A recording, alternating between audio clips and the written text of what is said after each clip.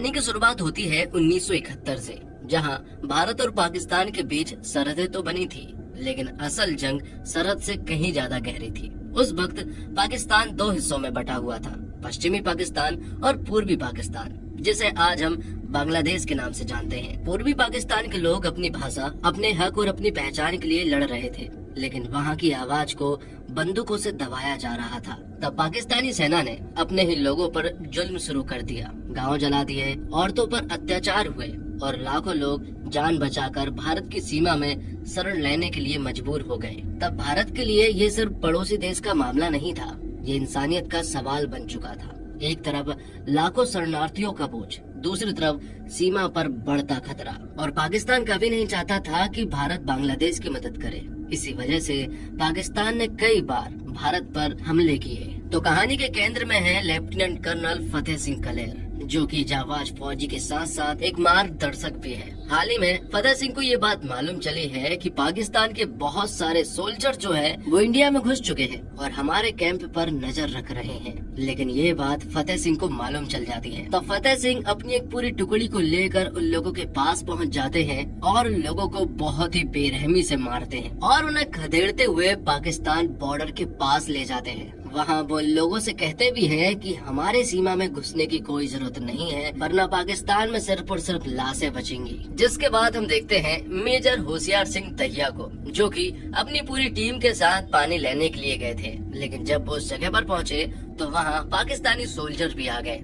और जब उन दोनों का आमना सामना हुआ तो दोनों ने ही एक दूसरे के ऊपर गन तान दी। लेकिन होशियार सिंह यहाँ पर डरे नहीं, बल्कि वो उनसे कहता है कि इस नदी से कुछ दूरी पर ही हमारे बहुत सारे सोल्जर्स हैं, और अगर तुम हमें गोली मारकर यहाँ से भागोगे तो वो लोग तुम्हारे पिछवाड़े पर इतनी गोलियां मारेंगे कि तुम खुद को ही नहीं पहचान पाओगे। होशियार सिंह की ये सारी बातें सुनने के बाद पाकिस्तानी सोल्जर्स पूरी तरह से डर जाते हैं, और अब नदी को पार करते हुए होशियार सिंह उनके पास जाता है और उन्हीं में से एक सोल्जर से वो पूछता है कि आखिरकार तुम्हें कितने दिन हुए हैं आर्मी में आए हुए। तो वो बताता है 3 महीने। ये सुनकर होशियार सिंह कहता है कि तुम्हें नहीं सिखाया गया कि जब सामने कोई मेजर खड़ा हो तो सैल्यूट करना चाहिए। तब वो सारे सोल्जर जो है वो यहाँ पर होशियार सिंह को सैल्यूट करते हैं और यहाँ से फौरन ही चले जाते हैं। यहाँ हमें मालूम चलता है कि नदी के कुछ दूरी पर होशियार सिंह के कोई भी सोल्जर्स मौजूद नहीं थे, बल्कि होशियार सिंह ने उन्हें बेवकूफ बनाया था। जिसके बाद हम देखते हैं निर्मलजीत सिखो को, जो कि एक जाबाज ऑफिसर है,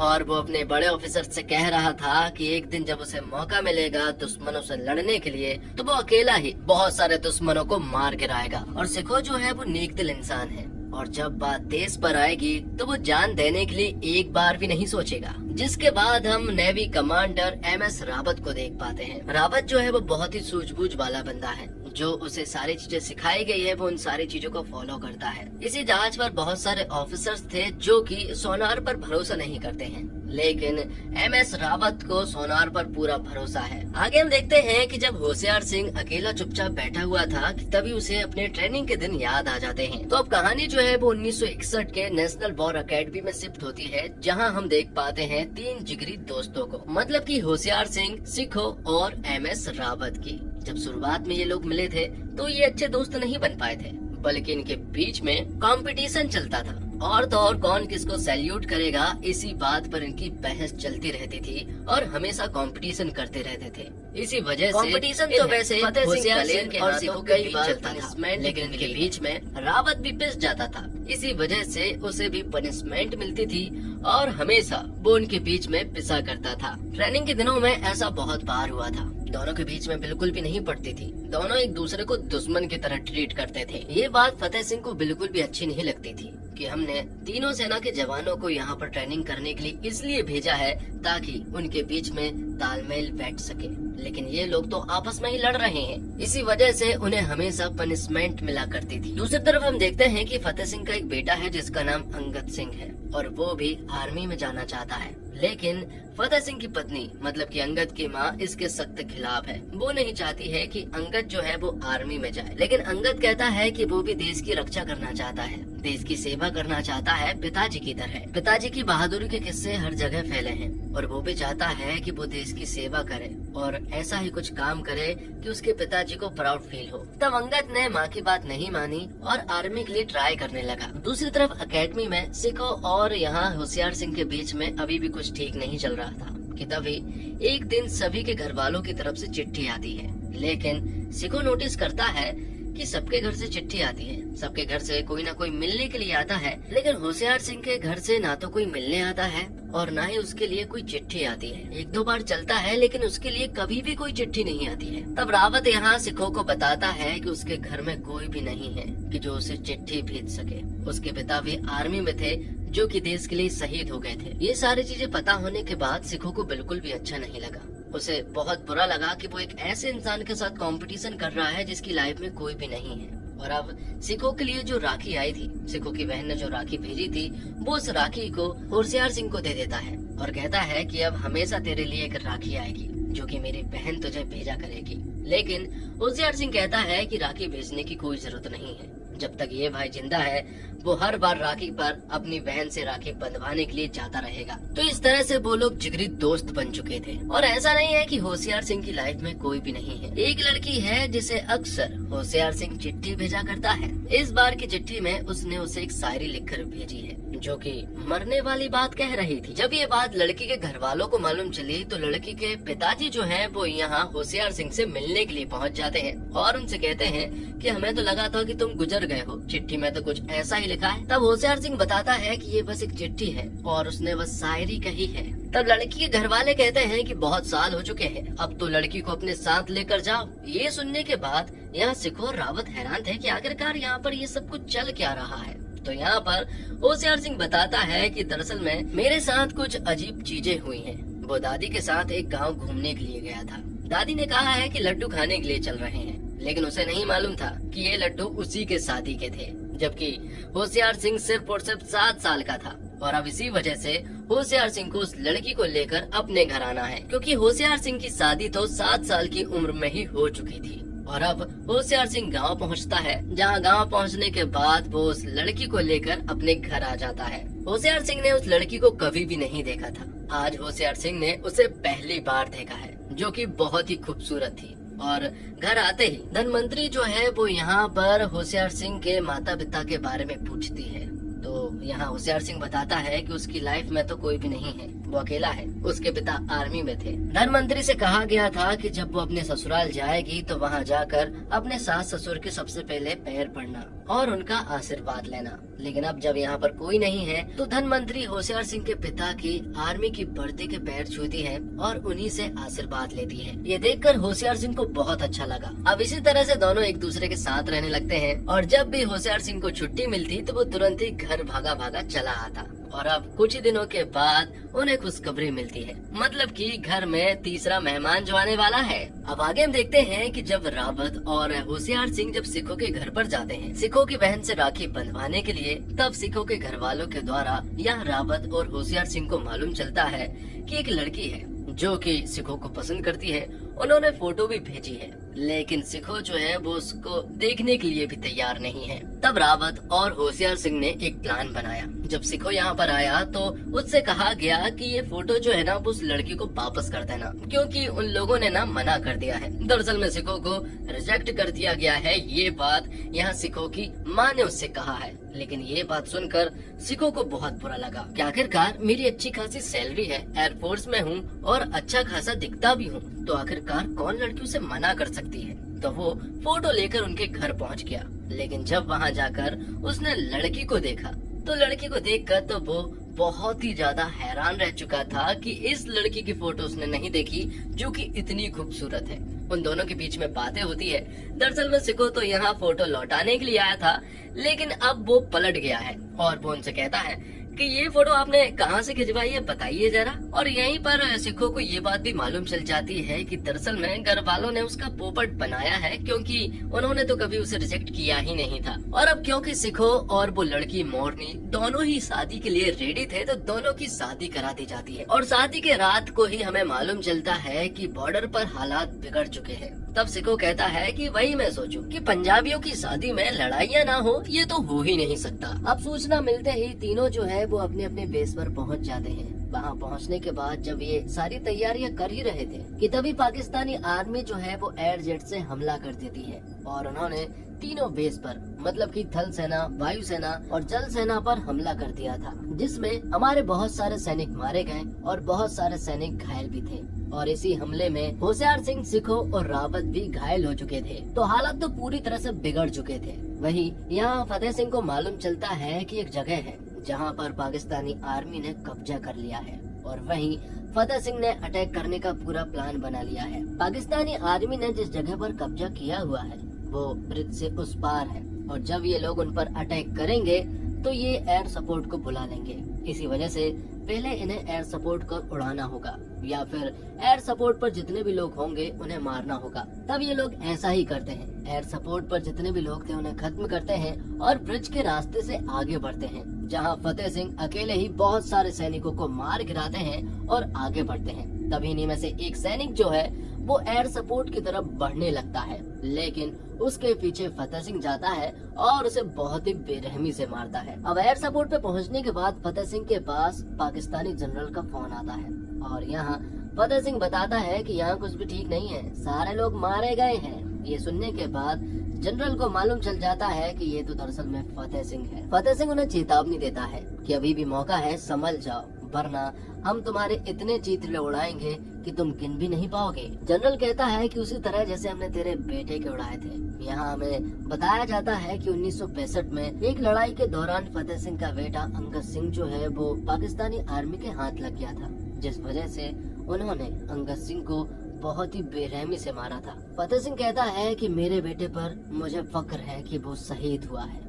जब मौन रखने की बारी आई थी तो मैंने तेरे लिए भी 1 मिनट का मौन ज्यादा रख लिया था, क्योंकि मुझे पता है कि तू भी एक न एक दिन जरूर मरेगा मेरे हाथ। अब कहानी फ्लैशबैक में जाती है, जहां 1965 का सीन दिखाया जाता है, जब अंगद सिंह की चिट्ठी जो है वो फतेह सिंह के घर आई थी। फतेह सिंह उसे पढ़ रहा था और बहुत खुश भी हो रहा था कि तभी दरवाजे पर कुछ सोल्जर आए और उन्होंने ये बुरी खबर फतेह सिंह को सुनाई। ये सुनने के बाद फतेह सिंह को बहुत ज्यादा बुरा लगा।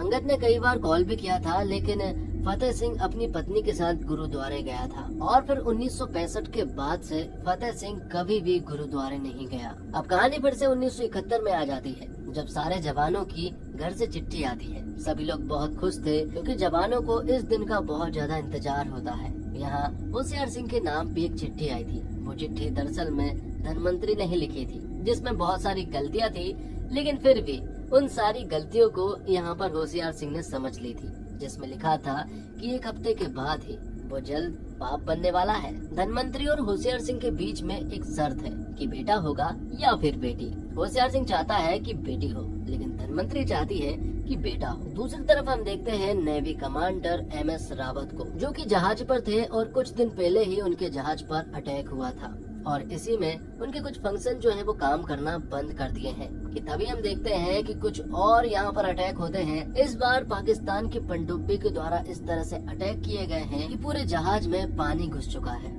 जहाज डूबने लगा है और अटैक के कारण बहुत सारे सोल्जर्स जो है वो जख्मी भी हो चुके हैं। तो यहाँ रावत जो है वो सारे सोल्जर्स को बचाने की पूरी कोशिश करता, लेकिन यहाँ रावत ने भी उनकी सबमरीन में अटैक कर दिया था, जिस वजह से उनकी सबमरीन भी डैमेज हो चुकी थी। इसी वजह से उन्हें भी ऊपर आना पड़ा और ऊपर आने के बाद यहाँ रावत जो है वो उन पर गोलीबारी की बरसात कर देता है। लेकिन इतना काफी नहीं था, क्योंकि सबमरीन जो है वो नजदीक आ चुकी थी और फिर से जहाज पर कुछ अटैक होते हैं। जो सोल्जर्स बच गए थे उन्हें रेस्क्यू करके दूसरी जगह भेजा जा रहा था, लेकिन सबमरीन में जो पाकिस्तानी आर्मी है वो इन लोगों के ऊपर हमला कर रही थी। लेकिन MS रावत जो कि पूरी तरह से जख्मी हो चुका है, मरने की हालत में था, इसके बावजूद वो खड़ा होता है और उस सबमरीन में अटैक करता है और उस सबमरीन को पूरी तरह से ध्वस्त कर देता है। लेकिन आखिर में यहाँ MS रावत जो है वो शहीद हो जाता है, क्योंकि उसकी हालत बहुत ही ज्यादा गंभीर हो चुकी थी। दूसरी तरफ हम देखते हैं सिखो को, जो कि अपने बेस पर मौजूद था। एयरक्राफ्ट के साथ वो यहीं पर मौजूद था और कुछ बच्चे भी यहीं मौजूद थे, जो कि यहाँ सिखो से बात कर रहे थे। कि तभी अचानक से कुछ एयर जेट यहाँ पर आते हैं और वो आते ही यहाँ पर गोलीबारी स्टार्ट कर देते हैं और जो बच्चे मौजूद थे ना वो भी खत्म हो जाते हैं। ये देखकर यहाँ सिखों को गुस्सा आ जाता है और वो तुरंत ही उन जेट के पीछे पड़ जाता है जो कि लगभग 4 से 5 थे और सिखो अकेला ही था। वो तो अपने घर वापस लौट रहे थे, लेकिन सिखो अकेला ही उनके पीछे पड़ जाता है और उनमें से बहुत सारे जेट को तो वो अकेला ही मार गिराता है। आखिर में सिर्फ 2 जेट बचे थे, जिनमें से एक जेट का सामना यहाँ सिखो से होता है। सिखो उसे भी मार गिराता है, लेकिन आखिर में सिखो के पास सिर्फ 10 राउंड बचे थे। तब तक सिखो भी बहुत ज्यादा जख्मी हो चुका था, लेकिन सिखो को उस आखिरी एयर जेट को भी खत्म करना था। तब सिखो उस एयर जेट के सामने आ जाता है और जो 10 राउंड बचे थे वो उनके ऊपर चला देता है। इस फाइट में यहाँ सिखो को बहुत सारी गोली लग जाती है, लेकिन आखिर में सिखो ने उस आखिरी एयर जेट को भी मार गिराया था और आखिर में सिखो जो है वो शहीद हो जाता है। दूसरी तरफ हम देखते हैं कि बॉर्डर पर हालात बहुत ज्यादा बिगड़ चुके थे और यहाँ होशियार सिंह को मालूम चलता है MS रावत और सिखो के बारे में कि अब वो इस दुनिया में नहीं रहे। ये सुनकर यहाँ होशियार सिंह को बहुत बुरा लगता है। मालूम चलता है कि पाकिस्तानी आर्मी ने बहुत सारे ठिकानों पर कब्जे कर लिए हैं और अब सारा प्लान भी बन चुका है, लेकिन इस प्लान में होशियार सिंह थोड़ी सी तब्दीली कराता है और कहता है कि मैं चाहता हूं कि मेरी कंपनी को एक मौका दिया जाए और चरपाल पर हमला करने का जिम्मेदारी जो है वो उसकी कंपनी को दिया जाए। तो होशियार सिंह को अपनी पूरी कंपनी के साथ ऐसे जगह पर अटैक करना है जहां पर पाकिस्तानी सोल्जर्स पहले से ही हैं और उन्होंने उन ठिकानों पर कब्जे भी कर रखे हैं। ऐसी जगह पर जाना होशियार सिंह की कंपनी के लिए बहुत ज्यादा खतरे से भरा हो सकता है। दूसरी तरफ हम देखते हैं कि फतेह सिंह जो है वो अपने सारे सोल्जर्स को बता रहा था कि हमने भी कुछ ऐसी जगह को चूज किया है जहां पर पाकिस्तानी आर्मी आती ही होगी, क्योंकि उन्हें इस जगह पर कब्जा करना है। इस जगह पर अगर उन्होंने कब्जा कर लिया, इस ठिकाने पर कब्जा कर लिया, तो उनकी पकड़ बहुत मजबूत हो जाएगी। वो किसी भी वक्त यहाँ पर आते होंगे, लेकिन हम उनके आने का इंतजार करेंगे।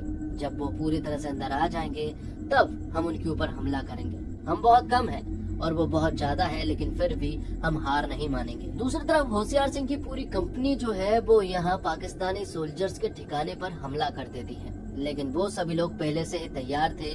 इसी वजह से होशियार सिंह की कंपनी के बहुत सारे सोल्जर्स जो है वो मारे जाते हैं, जबकि यहाँ जवाबी कार्रवाई में होशियार सिंह की कंपनी के बहुत सारे लोग बहुत सारे पाकिस्तानी सोल्जर्स को भी मारते हैं। लेकिन कुछ आर्टिलरी मशीन गन थी जो कि होशियार सिंह की कंपनी के ऊपर नाक में दम कर रही थी। तब यहाँ पर होशियार सिंह सभी को मारते हुए चुपचाप से उनके पास पहुंचा और उन सभी आर्टिलरी मशीन वाले बंदों को मार गिराया। होशियार सिंह के कदम जीत की तरफ बढ़ रहे थे। तो वहीं दूसरी तरफ हम देखते हैं कि फतेह सिंह की पूरी कंपनी जो है वो पाकिस्तानी सोल्जर्स के आने का इंतजार कर रहे थे। सभी लोग पूरी तरह से तैयार थे और जब पाकिस्तानी सोल्जर्स यहाँ पर कुछ टैंक लेकर आए तो उसकी जवाबी कार्रवाई यहाँ पर फतेह सिंह के सोल्जर नहीं कर पाए, क्योंकि उन्हें पहले ही मालूम चल गया था कि इन ठिकानों पर हिंदुस्तानी सोल्जर्स मौजूद होंगे। इसके बावजूद यहाँ पर हमारे हीरोज जो है वो पाकिस्तानी आर्मी से सामना करती है और उनसे भयंकर तरीके से लड़ाई करती है। इस लड़ाई में ऐसा युद्ध हुआ था जो पूरी तरह से देखने लायक था। फतेह सिंह अकेला भी उन लोगों के ऊपर बहुत ज्यादा भारी पड़ रहा था, लेकिन एक मोमेंट ऐसा भी आया था जब फतेह सिंह टैंक के सामने आ गया था। लेकिन इस मोमेंट पर भी फतेह सिंह घबराया नहीं, बल्कि यहाँ उसने बहादुरी से सामना किया। एक ग्रेनेड उसके हाथ में आ गया था, जिससे कि वो ग्रेनेड वो उस टैंक के ऊपर मार देता है, जिससे कि उस टैंक का खात्मा हो जाता है। आखिर में फतेह सिंह ने उस बंदे को भी पकड़ लिया था जिसने कि अंगद को मारा था। यहाँ पर फतेह सिंह उस बंदे को बहुत ही बेरहमी से मारता है और आखिर में जब फतेह सिंह उसे जान से ही मारने वाला था कि तभी जेब से अंगद की चिट्ठी जो है वो उस बंदे के ऊपर गिर जाती है, जिससे कि फतेह सिंह उससे कहता है कि आज मेरे बेटे की वजह से तू बच गया और फतेह सिंह उसे छोड़ देता है। दूसरी तरफ हम देखते हैं होशियार सिंह की कंपनी जीत की राह पर थी, क्योंकि उन्होंने बहुत सारे पाकिस्तानी सोल्जर्स को मार दिया था और उस ठिकाने पर भी कब्जा कर लिया था कि तभी यहाँ पर पाकिस्तान के बहुत सारे टैंक्स आ जाती और बहुत सारे आर्मी भी, जिससे कि वो यहाँ हमला कर देते हैं और अब होशियार सिंह की हालत बहुत ज्यादा गंभीर हो चुकी थी। होशियार सिंह बहुत ज्यादा जख्मी हालत में था। वो उस टैंक के सामने घुटने पर था। तब उस टैंक में से एक पाकिस्तानी सोल्जर बाहर आया और वो यहाँ होशियार सिंह से कहता है कि मुझे ऐसा लगा था कि इस जंग में शायद उसे किसी भी हिंदुस्तानी सोल्जर्स को तड़पाकर मारने का मौका नहीं मिलेगा, लेकिन वो मौका भी अब उसे मिल गया है। और अब जब वो सोल्जर यहाँ होशियार सिंह को मारने ही वाला था कि तभी दूर से यहाँ पर हमारा हीरो फतेह सिंह आ जाता है। वो सोल्जर की गर्दन को उड़ा देता है। और यहाँ पर अब हिंदुस्तानी की टैंक्स भी पहुंच चुकी थी और अब इन लोगों के ऊपर हमला हो चुका था। फतेह सिंह अपने पूरे सोल्जर्स को लेकर आया था। यहाँ पाकिस्तानी सोल्जर्स का बुरा हाल हो जाता है और उन्हें यहाँ से खदेड़ दिया जाता है। इस तरह से हिंदुस्तानी सोल्जर्स ने इस जंग को लड़ा था और बहादुरी से इस जंग को जीता भी था। फिल्म के आखिर में हम देखते हैं कि होशियार सिंह अपने घर पहुँचता है जहाँ वो पिता बन चुका था और फिल्म के आखिर में मिट्टी के बेटे वाला सॉन्ग होता है। ये सॉन्ग दोस्तों देखने लायक था जब होशियार सिंह सारे शहीद जवानों के घर पहुंचता है, जहां थिएटर में बैठा हर एक इंसान जो है वो इस सॉन्ग और इन सारे सीन को फील कर पा रहा था। और इसी के साथ ये फिल्म यहीं पर समाप्त हो जाती है। उम्मीद करता हूँ दोस्तों आपको वीडियो पसंद आई होगी। वीडियो पसंद आई हो तो वीडियो को लाइक जरूर कीजिएगा और चैनल को भी सब्सक्राइब कीजिएगा।